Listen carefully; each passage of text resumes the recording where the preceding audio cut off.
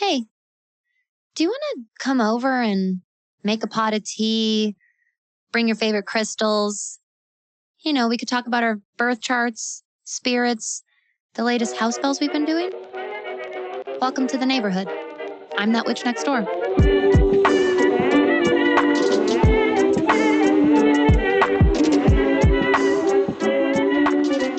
Hello, neighbor. Welcome back to another episode of That Witch Podcast. If this is your first time here with us today, welcome. What a cool episode to join us on. I'm Danny, by the way. I'm That Witch Next Door, and I'm going to be your host, your guide, your mentor, your spiritual bestie in all things modern, cosmic, witchy living. Now, today is fun for me because really we are taking many questions that I get asked very frequently, but really, truly, they all boil down to the same root or roots, which is exactly what you read in today's episode title. These common fears that we have or that we associate with witchcraft and any type of spiritual practice that branches from witchcraft, okay, and magic. So I get asked these questions that are coming from a place of, I want to practice this, or I am and I just began, or this is a new part of witchcraft or magic that I just started practicing for the first time. And I'm afraid that fill in the blank. These are what's fascinating about these fears is that even though they're a little bit different from one another, they almost all have the same set of solution or advice that I answer frequently. And I think that this is going to be a really helpful episode, regardless of how long you've been practicing. You could be completely brand new to witchcraft and magic in general. You could be someone who's been practicing for decades. And I still think that this is going to be a helpful conversation or discussion to be a part of. So I think that the first place we would start is with everyone who is afraid that they're doing it wrong or that they're going to do it wrong.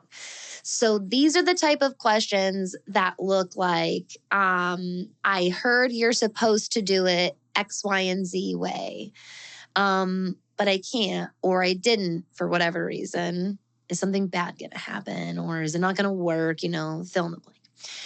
So very often this is associated with these like different rules that get spouted off. A common oldie is that your tarot deck has to be gifted to you, that you can't buy your own tarot deck, which is very silly. And I hope that we're starting to recognize that the silliness of things like that. So very often these types of rules, really what they are old traditions or previous traditions. And if you look at them more like traditions, you will be more likely to take what fits, in an ethical, respectful way and leave the rest. So no, you don't have to purchase or you don't have to be gifted your tarot deck. This is impossible for so many people. There are so many people who, for one reason or another, are not going to be gifted a tarot deck, but want to learn how to read or want to work with the tarot. And you're going to need to buy a deck for yourself. Choosing the wrong deck.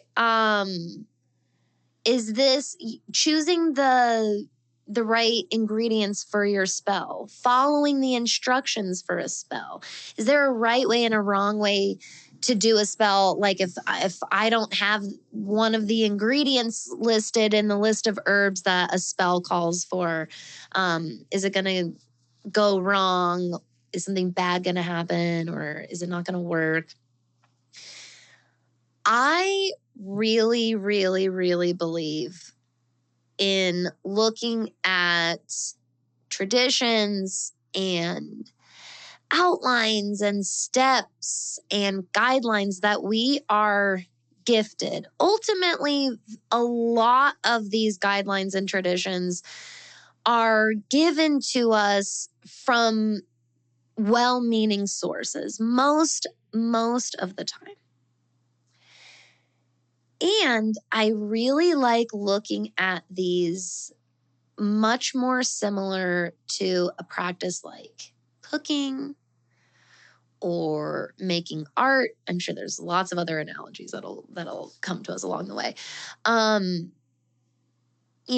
There's cooking and there's baking. And witchcraft is not baking. Witchcraft is not chemistry. There's aspects of it that we could probably relate to the analogy of chemistry, technically, but it is not an exact science, is the point that I'm trying to make.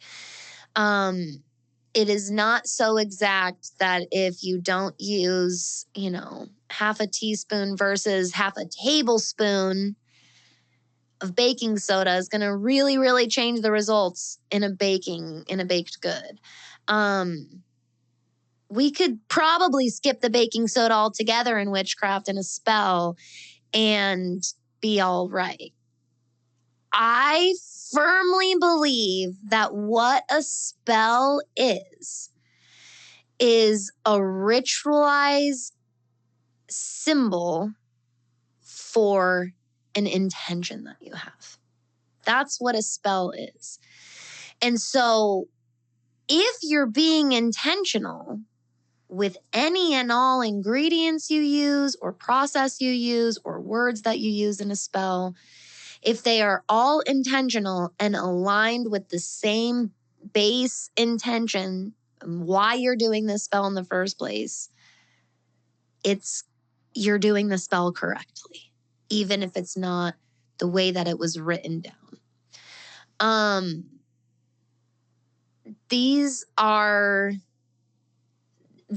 There is a lot in our society and our culture, in many cultures, that in our modern era that we intensely value getting it right and avoiding doing anything wrong. And witchcraft and spiritual practice in general is much more right-brained than that very left-brain concept of doing something right versus doing something wrong. This is more of a right-brain concept of how do you feel? Why are you doing it, right? These broader questions that crack and break open a binary or a dichotomy or a polarizing concept like practice, like doing something right or wrong. And when you allow yourself to look at your practice as something so much bigger than the concept of doing something right and wrong, you can therefore open yourself up to what it is and allowing yourself to experience it in the unique way that you experience it.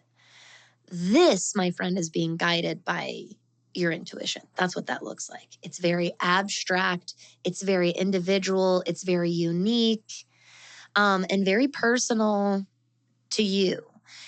Now, when we're in a group setting, and if we were doing a group spell for the same intention, rules and guidelines and traditions help us all be on the same page. So it's not that rules and guidelines fuck all of them. But also, that can be the situation if you need it to be. But the situation can call for it as well, like a group setting. A lot of people, I would venture to say most, but I don't technically know that for sure. But I would venture to say most people in our modern era are solitary practitioners. It's safe to be. It's safe to be.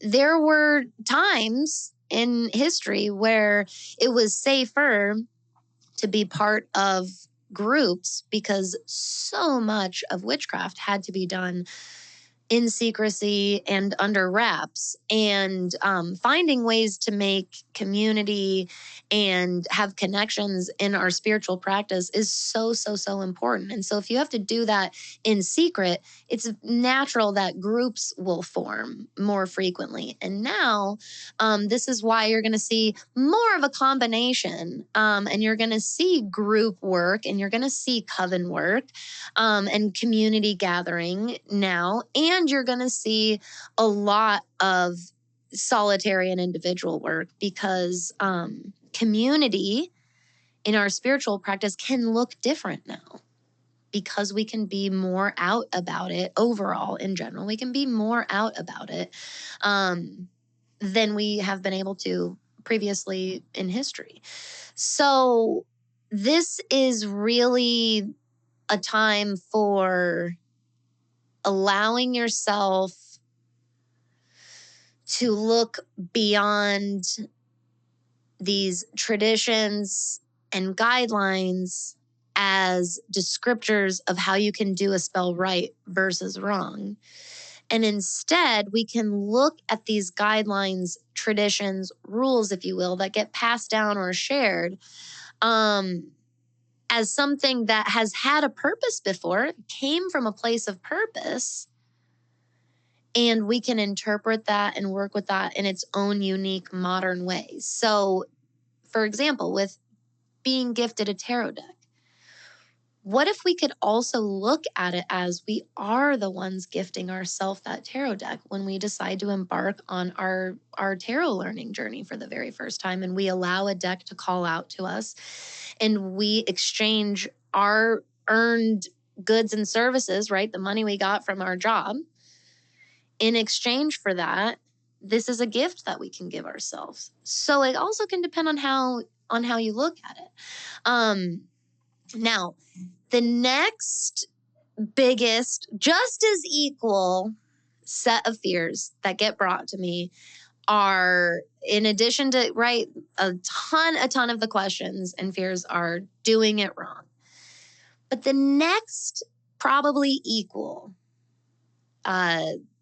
set of fear, or, set of questions that all end up rooting down to the same fear, is anything to do with accidentally inviting in something evil, participating on accident in some form of dangerous witchcraft or dangerous spiritual practice. So this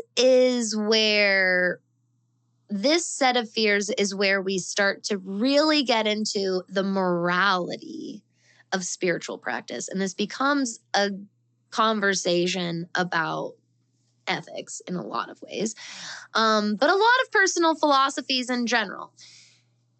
So I get asked these same set of questions very, very often. I want to work with so-and-so deity, for example. Can this be dangerous? I have this past experience with a tarot deck, or this past experience with a spirit board. I'm afraid that I invited something evil, or I could. I get asked a lot. I visited a place. That's a big one too. I visited a certain place, or a friend of mine did, and I'm afraid that there's something that attached itself. So there's this fear of safety. This is ultimately what these set of questions all root down into.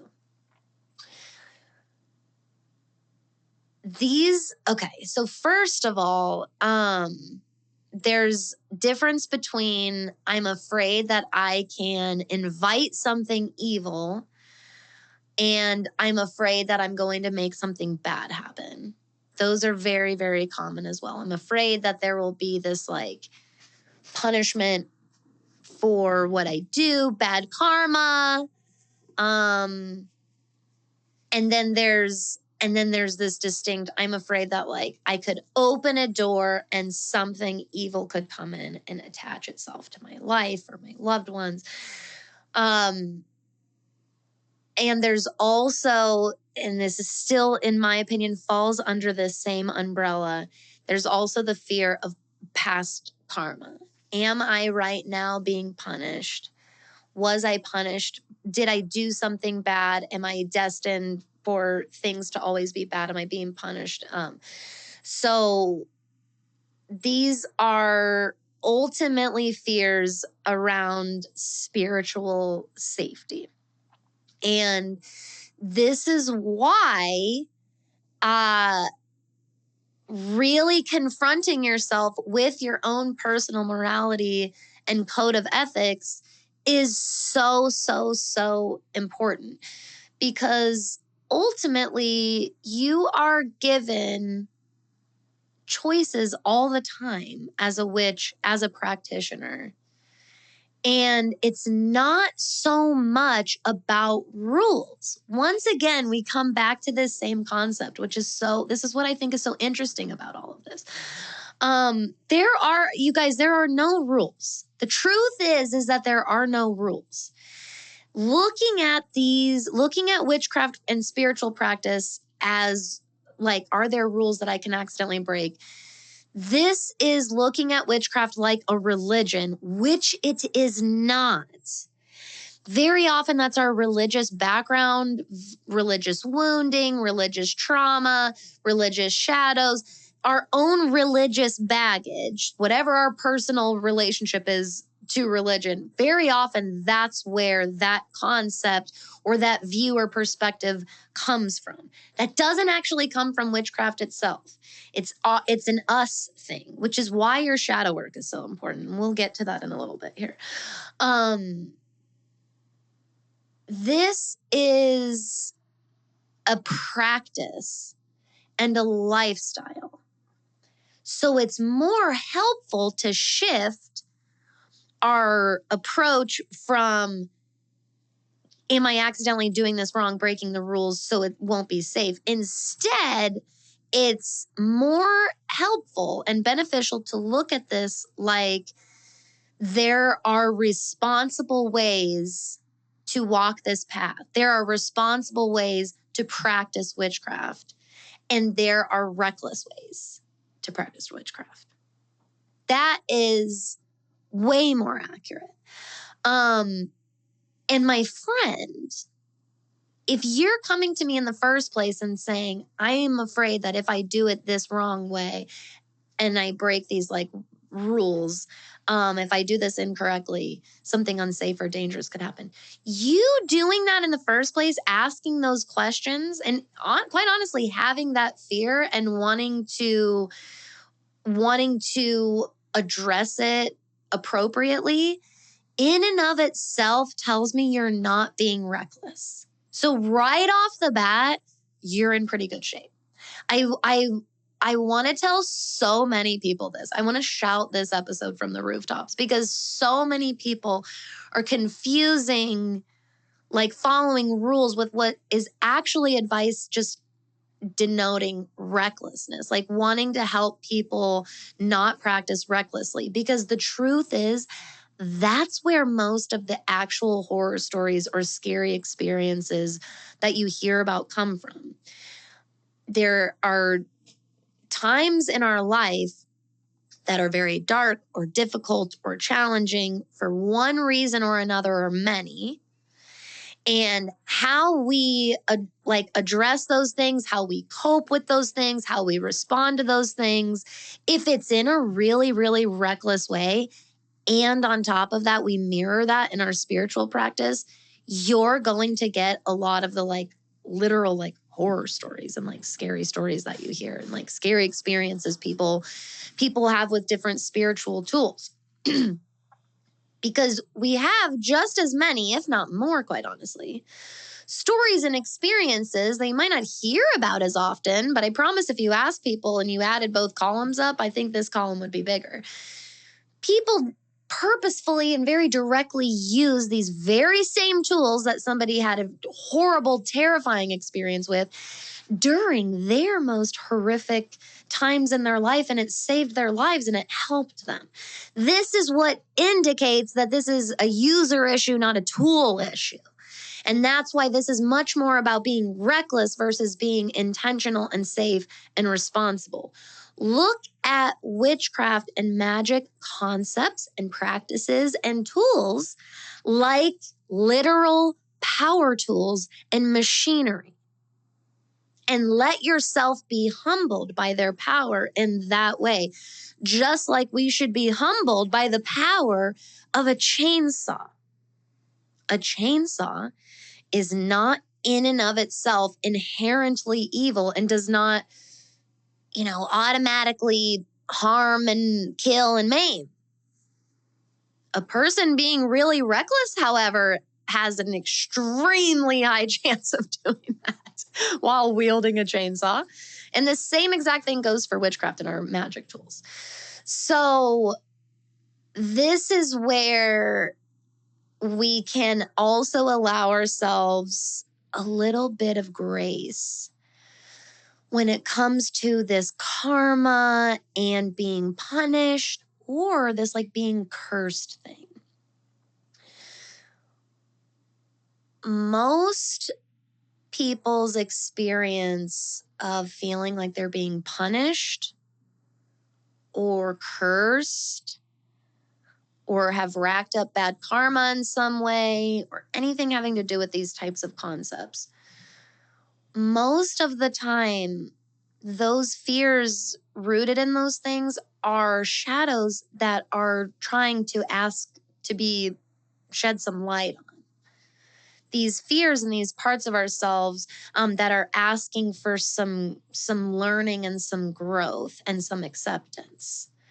And when we do that, poof, very often goes our fear that there are all kinds of people that I have met over my years as a professional witch that at one point or another in their life are terrified that they or someone they love are like super hexed or super cursed. Here's what I find really, really fascinating about most of those cases. Like 97 or more percent of them, at least in my experience. The people that have brought that fear to me also just as much as they arrived at that fear, just as magically poof, it goes away for one reason or another. Because most often there is no lifelong family curse or this. Most often the fear of that in the first place is some sort of shadow work or growth opportunity coming up. And the way it's expressing itself is through that type of spiritual safety fear. We all have a spirit team that is guiding us, that has our backs. Every single one of us has a higher self. Every single one of us is part of the collective unconscious, meaning we were born of this universe. So we are somehow connected to everything else in our reality and our universe because we all got born of this same source, regardless of where it is or where it comes from. This is where we can get really non-denominational. No matter what, somehow we all come from the same place. We all exist in the same place. Everything comes from the same place and is just constantly evolving and growing. That's what life and matter and existence at its very base is. If we can accept that level of the collective unconscious, then we pair it with our spiritual belief that we all therefore have a spiritual team, spirit guides, higher self. This is where you can let yourself breathe a little bit and recognize that usually our fears of like being punished in karma are wildly, wildly inflated. And we're usually not nearly as bad as our own ego is punishing ourselves to be. Usually our fear of like punishment or karma or bad karma is really a shadow of the ego that we're not good enough or we are broken. And when we recognize that we all have these spirit guides and these higher selves, these higher versions of ourselves helping to guide our path, this is where we can start to believe that there are aligned ways of living, aligned with our purpose, and misaligned ways of living. But even when we live in those misaligned spaces and chapters of our lives where we make choices we don't feel great about, we regret later on,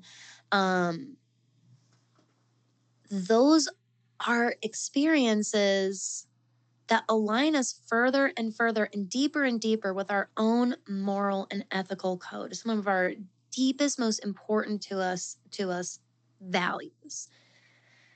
And so if you look at it from that perspective, even the times that we made misaligned choices ended up having its own divine purpose because we learned from it. So this is where I really want to help you like face a lot of your fears.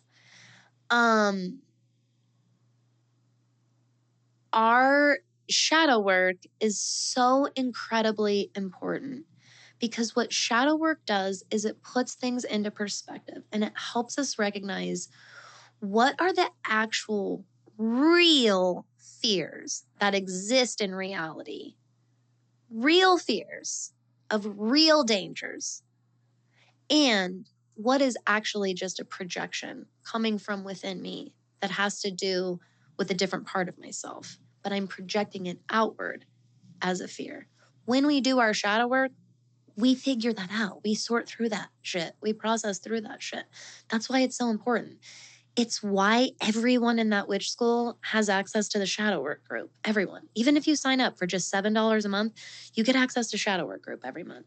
And we meet twice a month. And even if you can't make it to the call, I give a summary of the call every single month, twice a month, walk you through that processing portion of bringing the shadows out into the light, working on affirming for self-acceptance, and offering, different guidance and tips for coping in a more positive way, moving forward, so that you're actually regularly every single month reflecting on your experience, staying in a place of introspection and accountability, which is what's helping us constantly as humans take in our experience and process through it and learn from it. Because when we do that, we dispel so many of these common fears. So many of them are really just shadows coming up, my friend. So there's my 100% shameless plug for that witch school for this episode. For as low as $7 a month, you can even just try us out and try out Shadow Work Group, and see just the awesome growth that can take place from simply just regularly doing this every couple of weeks, letting yourself look at what are the fears, what are the frustrations, what are the difficulties that have been showing up for me lately? Why might those be showing up right now for me? What might I be learning from this? And in that simple reflection and processing alone, you are learning and gaining so much from this fucking human experience here on Earth School, my friend. Now, other than shadow work, my other just like just as important. What helps you directly face these fears are doing your energy basics. This is why I talk about grounding and cleansing and protecting your energy all the time. I'm about ready to just start talking about it on literally every single episode that comes out, and at least mentioning it, because that's how important it is. And so many things are directly answered through the energy basics. Whether it is worries about doing it wrong, accidentally inviting something evil, or the being cursed and punished thing, or fears associated with like everything having a price, right? Like there's this very common, many spells ask for an offering of some sort, some sort of sacrifice. And even in like pop culture and like media depictions of witchcraft, there is this common like all magic comes at a price, right? What we're actually talking about is the divine energy exchange. If you have not already listened to my episodes on that witch podcast of the divine energy exchange, search it right now on your podcast platform and save them, download them, listen to them later. Then go over to the blog at thatwitchnextdoor.com, go to the blog and look up, you can search on my blog, Divine Energy Exchange. I have an article about it there, a companion article that goes with the episodes. It's two-parter because that's how important it is. The Divine Energy Exchange is a natural law of our universe that that essentially everything has a natural equilibrium. Another version of this is energy or matter cannot be created or destroyed. We're only using what we have available to us energy-wise. And whether it's giving an offering or doing your grounding after spell work and ritual work and magic, this all ultimately ends up boiling down to the divine energy exchange. Instead of having this fear that everything has a price, again, this is getting more into viewing the universe as like this punishing source, which that's way more rooted in religious upbringing and religious trauma. That doesn't really have anything to do with witchcraft. In witchcraft, the more you can look at the universe and energy around you as neutral, the easier and quite frankly more liberating that it is. You, the user, put the flavor on it. You put the positive or negative spin onto it. But if you look at it as neutral and say, well, when I raise power and use it, I'm taking it from somewhere in the universe. And nothing is permanent. I don't get to keep that forever. So naturally, it's going to be taken from me.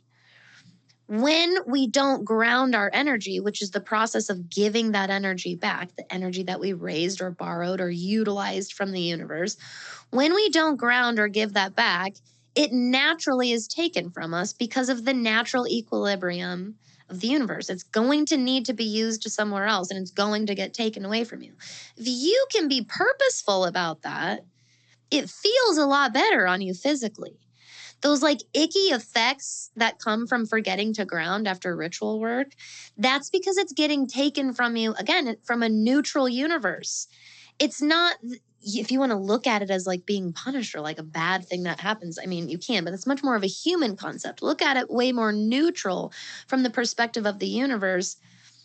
You can either specify here, this is how it will be, this energy will be taken from me, because I'm willingly giving it. And so I can then choose to have this really relaxing, grounding exercise that feels somatically like really, really nice and really relaxing and really stabilizing. Or that energy just gets taken which can feel a lot more harsh or more jarring. And this is where like those uneasy effects come from.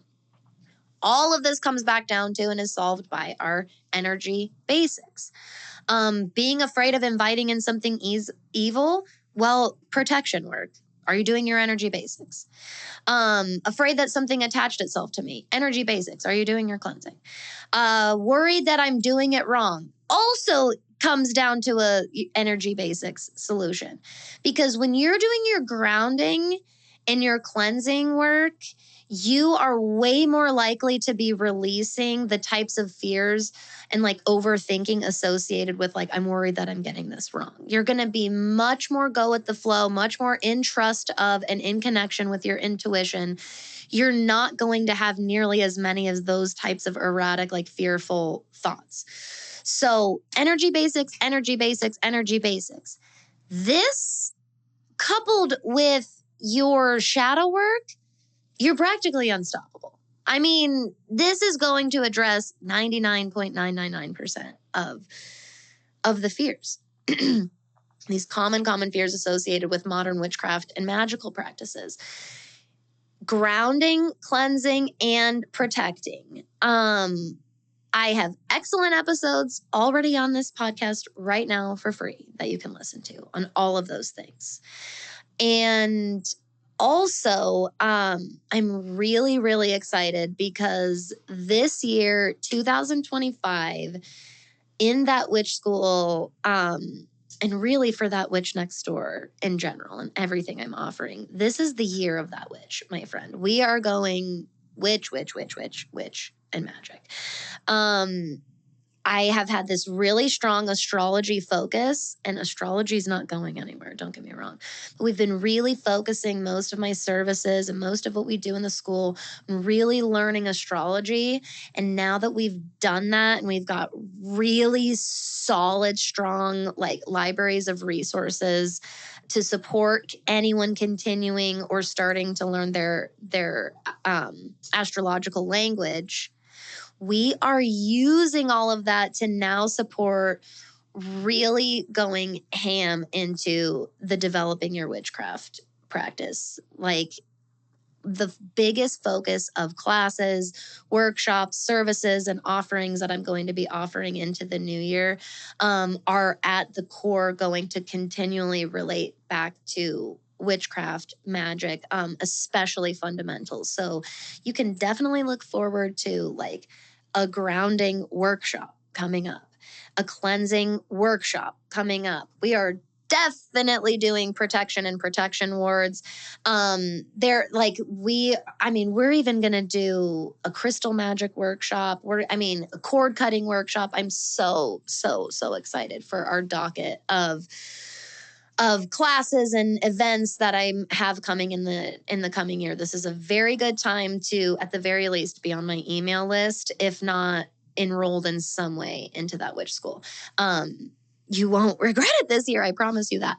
So, really, truly, there are tons of resources I already have out there for you on these things. There's tons of great exercises and resources and educational material outside of me on grounding, on cleansing, on protection work, on doing your shadow work, and really getting started and committed to your shadow work practice. I can like almost completely 100% guarantee almost every single fear that you have will be addressed and worked through by focusing on your energy basics and your shadow work practice. That is like my biggest takeaway for you. And the last thing I'm going to leave you with, this comes from really a result of continuing to learn from your experiences. But the last piece of advice I can give you is give yourself permission to believe in yourself. And the reason I say give yourself permission is because if you are at all like me, you worry that you're doing something wrong when you embrace your natural confidence, when you embrace your inner power, and the influence that you can have when you work with energy. Part of it feels intimidating, but really ultimately for one reason or another, in our backgrounds, our programming, we now believe that we're doing something wrong if we believe in ourselves, if we believe ourselves to be powerful, if we really have confidence in our magic and any type of work that we do.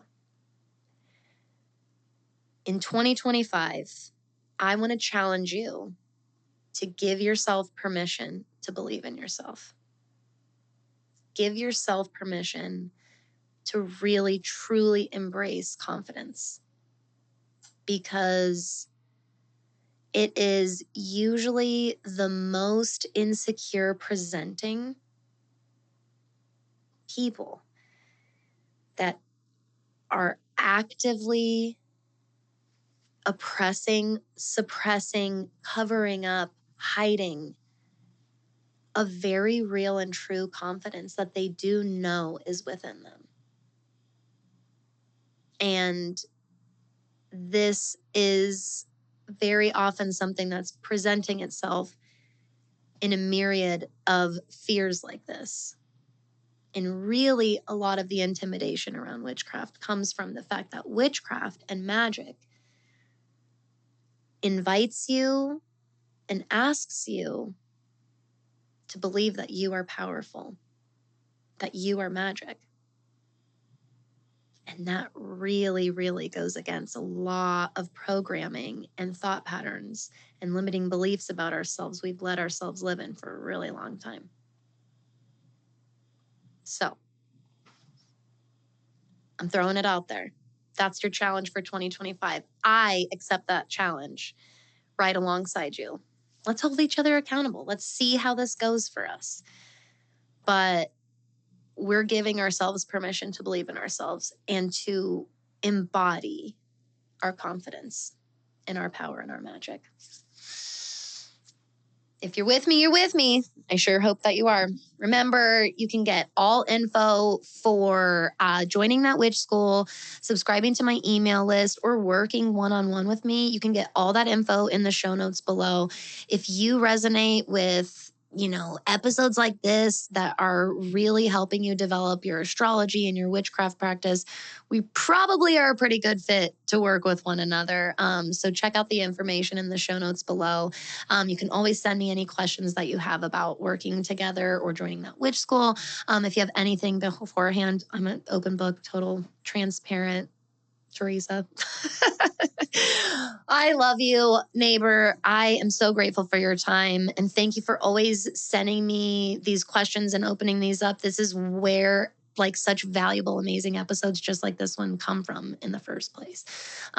So keep them coming. Let me know if you have anything further that comes from this episode that you're curious about, you want more episodes about. I am excited for this brand new year with all of you. I hope that you are staying safe, that you're letting yourselves still have fun, and of course, stay magical out there, my friend.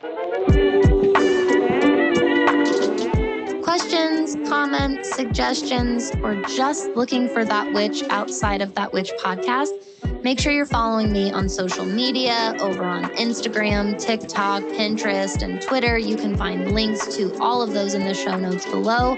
And make sure you're subscribed to my email newsletter by going to thatwitchnextdoor.com and submitting your email on the homepage.